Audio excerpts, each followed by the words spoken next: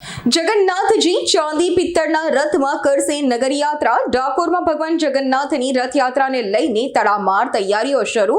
252મી રથયાત્રા પૂર્વે ચાંદી પિત્તળના રથોનું સમારકામ હાથ ધરાયું।